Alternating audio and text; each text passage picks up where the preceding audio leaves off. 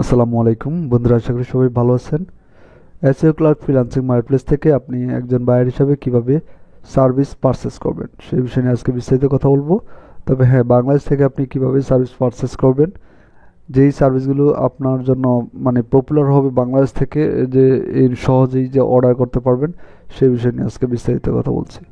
বাইরে যাব, শপিং, মাই শপিং যদি যাই, যাওয়ার পর আপনার যেই আমি দেখেন এখানে একটা অর্ডার আমি পারচেস করছি, রানিং আছে।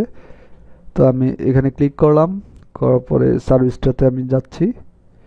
ধরেন এই সার্ভিসটা $1 সার্ভিসটা আমি কিনবো। তো অর্ডার নাও জাস্ট ক্লিক করব। তো এখানে দেখেন $1 এই সার্ভিসের কোয়ান্টিটি চাইলে আপনি বাড়িয়ে নিতে পারেন, যে 2টা বা 3টা অর্ডার করতে চান।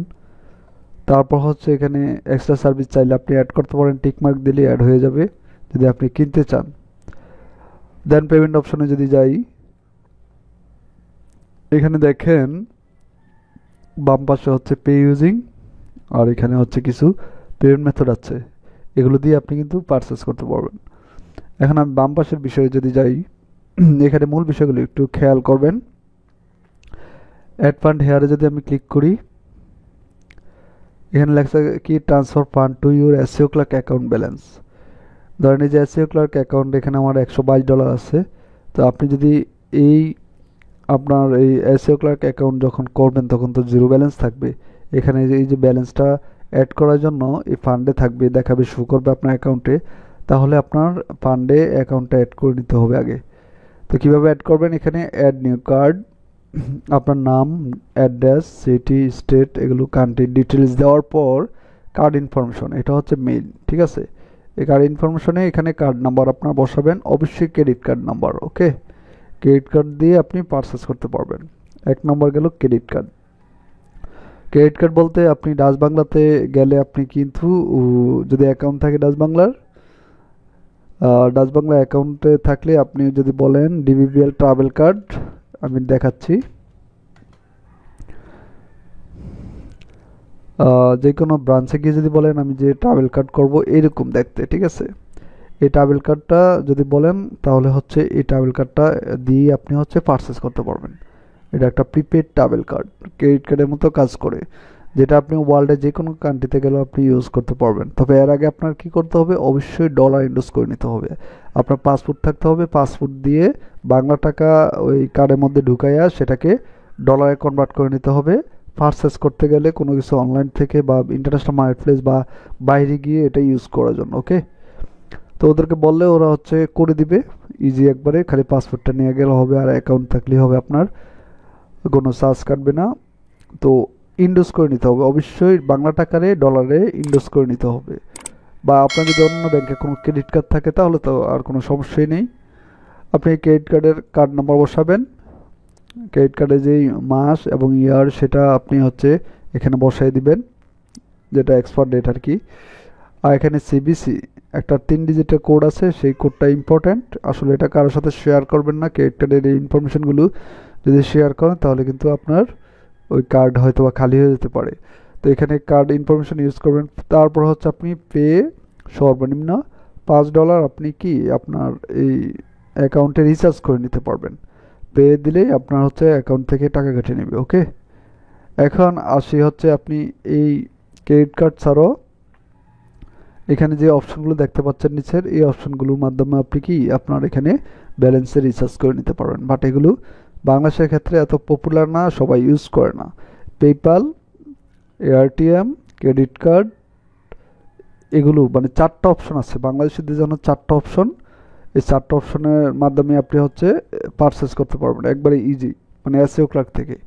তো ওইটা গেলাম হচ্ছে ক্রেডিট কার্ডের মাধ্যমে। ওকে, অ্যাড ফান্ডে গিয়ে আপনি ফান্ডে থাকবে, তখন আপনি যখন ফান্ডে ব্যালেন্সটা অ্যাভেলেবেল হয়ে যাবে তখন আপনি জাস্ট পে উইথ ব্যালেন্স এখানে ক্লিক করলেই অর্ডারটা পারচেজ হয়ে যাবে। ওকে, ক্লিয়ার। তখন আপনার এই ব্যালেন্স থেকে কেটে নিবে। আর আপনার এই যেমন আমার এখানে ব্যালেন্স আছে, আমি কি করি, পে উইথ ব্যালেন্স দিলে ব্যালেন্স থেকে টাকাটা কেটে নেয়। তবে এর আগে রিচার্জ করে নিতে হবে এইখান থেকে গিয়ে। আর সরাসরি যদি আপনি আপনার হচ্ছে এই যে সেলারের কাছ থেকে সার্ভিসটা কিনতেছেন, সরাসরি তার কাছে পেমেন্টটা চলে যাবে। ডিরেক্ট পেমেন্ট মেথডের মাধ্যমে যদি আপনি কিনতে চান তাহলে সেক্ষেত্রে কীভাবে কিনতে হবে, পেপ্যাল। পেপাল ইনফরমেশন ইউজ করে আপনাকে কিনতে হবে। আপনার যদি পেপাল থাকে, পেপালে এখানে ক্লিক করলে আপনার পেপাল আইডি চাবে, তারপর হয়তো ভেরিফিকেশন স্টেপ চাবে, কোড চাবে, তাহলে হচ্ছে পেপালের মাধ্যমে ডিরেক্ট পে করতে পারবেন এই সেলারকে। ওকে, ক্রেডিট কার্ডে সেটা ইনফরমেশন কীভাবে রিচার্জ করে নিতে হয় এটাই বেটার আর কি। ডাইরেক্ট ক্রেডিট কার্ডের মাধ্যমে কোনো সেলারের কাছ থেকে সার্ভিস কেনা যাবে না, আপনার আগে ক্রেডিট কার্ডের মাধ্যমে ব্যালেন্স অ্যাড করে নিতে হবে। তারপর এখানে দেখতে পাচ্ছেন pay using BTC, LTC, Ethereum, এগুলো হচ্ছে ডিজিটাল যে কয়েন, সেই কয়েনের মাধ্যমে আপনি চাইলে যদি এগুলো থাকে আপনার অ্যাভেলেবেল বিনান্স, ওর মাধ্যমে আপনি কিন্তু কিনতে পারবেন। ঠিক আছে, যাই হোক, এখন এখানে এই কটা অপশনেই এই সেলারের কাছে শো করছে। তো আমি কটা পাইলাম পেমেন্ট মেথড? দুইটা, একটা হচ্ছে পেপাল, একটা হচ্ছে ক্রেডিট কার্ড। এখন হচ্ছে পেপালটা সবার অ্যাভেলেবল না, আপনি চাইলে ক্রেডিট কার্ডের মাধ্যমে করতে পারেন। আর আপনি যদি ফ্রিল্যান্সার হন, আপনার অ্যাকাউন্টে যদি ব্যালেন্স থাকে, সহজেই আপনি পে উইথ ব্যালেন্সে দিলেই অর্ডারটা পারচেজ হয়ে যাবে। তারপরে ইনফরমেশনগুলো দিবেন, রিকোয়ারমেন্ট, অর্ডার রিকোয়ারমেন্ট দিলেই কাজ শুরু হয়ে যাবে। ওকে, এখন আমি চলে যাচ্ছি আরেকটা সার্ভিস। যেমন আরেকটা সার্ভিস যদি আমি পারচেস করে দেখাই, ওটার অপশনগুলো কি আসে। যেমন এই একটা সার্ভিস, এখানে ক্লিক করলাম, অর্ডার নাও ক্লিক করলাম। তারপর হচ্ছে এখানে দেখেন যে পেমেন্ট অপশনে যদি যাই, এখানে পেমেন্ট, এটার মধ্যে একটু ডিফারেন্স আছে। তো এগুলো আপনার বসানোর প্রয়োজন নাই, আপনি ওইখানে যেভাবে ক্রেডিট কার্ড ইনফরমেশন ইউজ করছেন, এখানে ওইভাবে ইনফরমেশন করে ব্যালেন্স রিচার্জ করতে পারেন। পে উইথ, এখানে দেখেন ইনফরমেশনগুলো একটু কি আছে, বেশি আছে। ওকে, পে উইথ ক্রেডিট কার্ড, তা পে ইউজিং, এটা হচ্ছে পে উইথ এআরটিএম। আপনার যদি এআরটিএম অ্যাকাউন্ট থাকে, সরাসরি এই সেলারকে এআরটিএমের মাধ্যমে পেমেন্ট করতে পারবেন। তো পে উইথ এআরটিএমে জাস্ট আপনি হচ্ছে ক্লিক করে আপনি সরাসরি কন্টিনিউতে গিয়ে আপনার এআরটিএম অ্যাকাউন্টের যে ইমেল অ্যাড্রেস সেটা দিলেই তাকে সরাসরি আপনি পেমেন্ট করতে পারবেন। এই যে তার এআরটিএম অ্যাকাউন্ট আছে, এই যে এআরটিএমের অ্যাকাউন্টে সরাসরি পেমেন্ট পাঠাতে পারবেন।